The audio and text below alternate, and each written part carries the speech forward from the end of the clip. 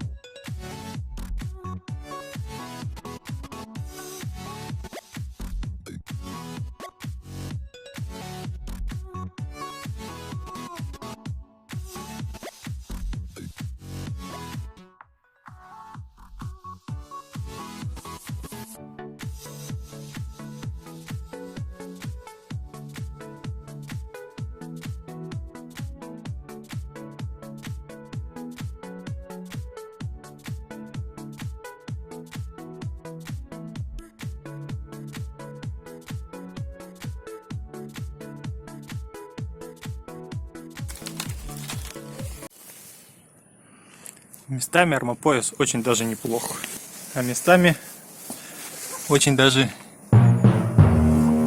нехорошо получилось. Вот это вот то, что торчит, это, конечно, все очень плохо. Придется все это как-то подмазывать.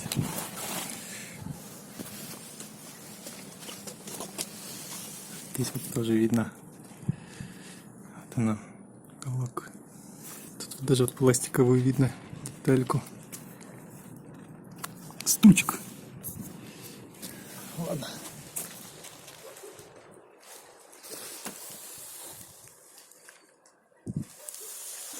Местами все четко, как и задумывалось, геометрия. А местами, как вот здесь, вот, например, вот видно. Здесь маленько выперло эту часть. Это ничего страшного. Здесь вот видно, вот ступенька идет, и раз, все, тут уже нависает эта часть.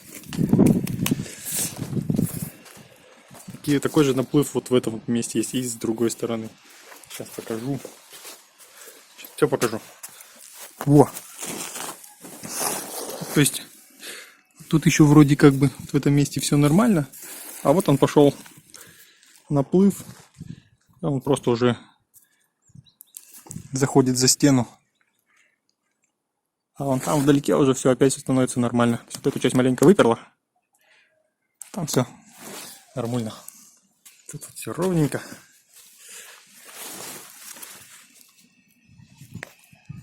Ну, вот здесь почти ровненько, но тут маленько выперло, но как раз до уровня стены. Это нормально.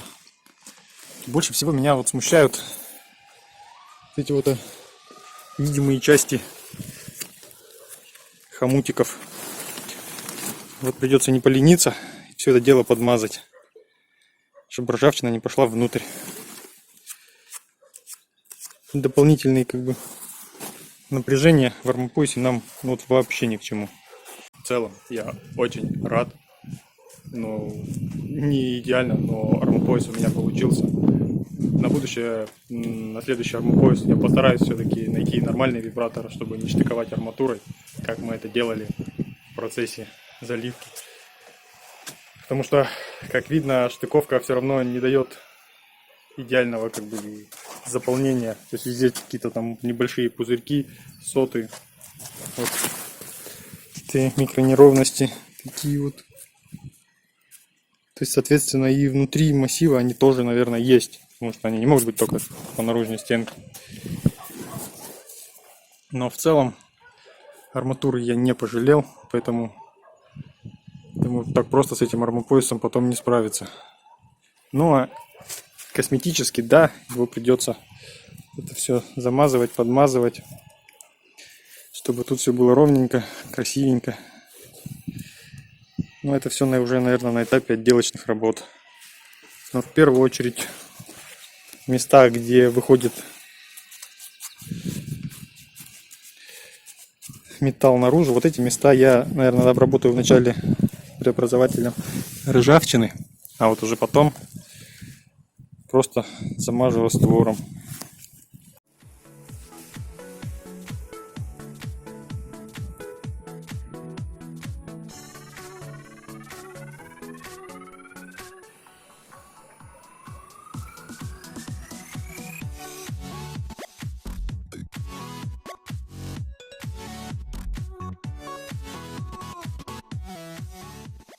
Да, и вот здесь тоже маленько выперло. Здесь вот ровненько. Здесь вот тоже видно, вот оно, неровненько. В целом я, конечно же, безумно рад, что армопояс все-таки у меня залился.